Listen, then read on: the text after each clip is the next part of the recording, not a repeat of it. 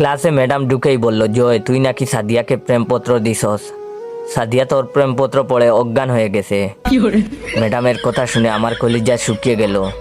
সাদিয়া ম্যাডামের একমাত্র মেয়ে, ডাইনি মায়ের একমাত্র আদরের সন্তান। ম্যাডাম আবার বলল, কিরে তুই উত্তর দিচ্ছিস না কেন? ভয়ে আমার পায়ে কাঁপাকাঁপি শুরু হয়ে গেল, যে কোনো সময় প্যান্ট নষ্ট করে ফেলার মতন। জীবনে কখনো ম্যাডামের ক্লাসে পড়া দিয়েছি বলে মনে পড়ে না। ম্যাডাম এমনিতেই আমাকে দেখতে পারে না, তার উপর তার মেয়েকে প্রেমপত্র দিয়েছি, সেটা পড়ে বেচারি অজ্ঞান। ম্যাডাম আমার অবস্থা আজ কি করবে সেটা বুঝার বাকি রইল না। মনে মনে বিপদের দোয়া পড়ছি আর নিজের বুকে ফু দিচ্ছি, আল্লাহ এবারের মতন আমাকে বাঁচাও। এরপর থেকে সাদিয়াকে নিজের বোনের চোখে দেখব। ম্যাডাম আস্তে আস্তে এগিয়ে এলো আমার দিকে।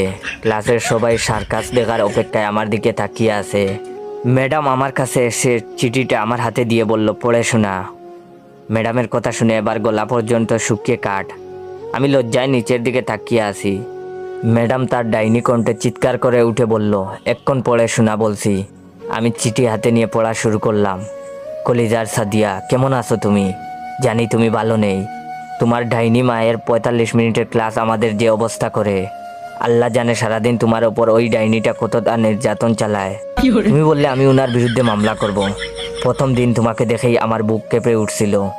সেই কাঁপুনিতে বাংলাদেশ ও মায়ানমারের কিছু অংশ কেঁপে ওঠে, অথচ মানুষজন বলে সেটা নাকি ভূমিকম্পের কারণে।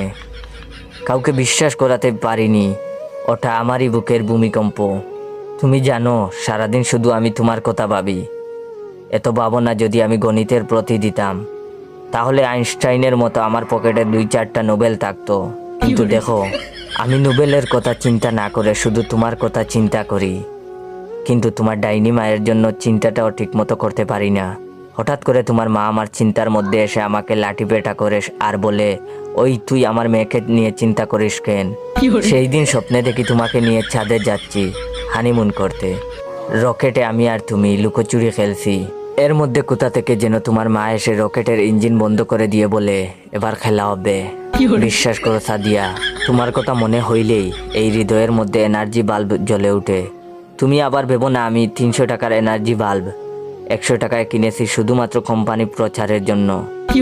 আমি ফিলিপস বাল্বের কথা বলেছি, যা দিবে তোমাকে শতভাগ আলো ও দীর্ঘদিনের গ্যারান্টি। সাদিয়া বিশ্বাস করে এই মানে।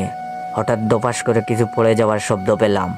সামনে তাকিয়ে দেখি ম্যাডাম অজ্ঞান হয়ে মাটিতে পড়ে গেছে।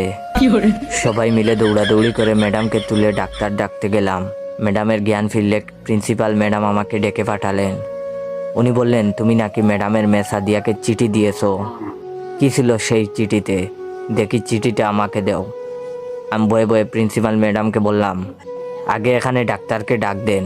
ভিডিওটা কেমন লাগলো অবশ্যই কমেন্ট করে জানাবেন। আর হ্যাঁ, ভিডিওটা ভালো লাগলে আপনার 15 জন বন্ধুকে শেয়ার করবেন আর কমেন্ট করে বলবেন ভিডিওটা শেয়ার করেছেন কিনা। ধন্যবাদ।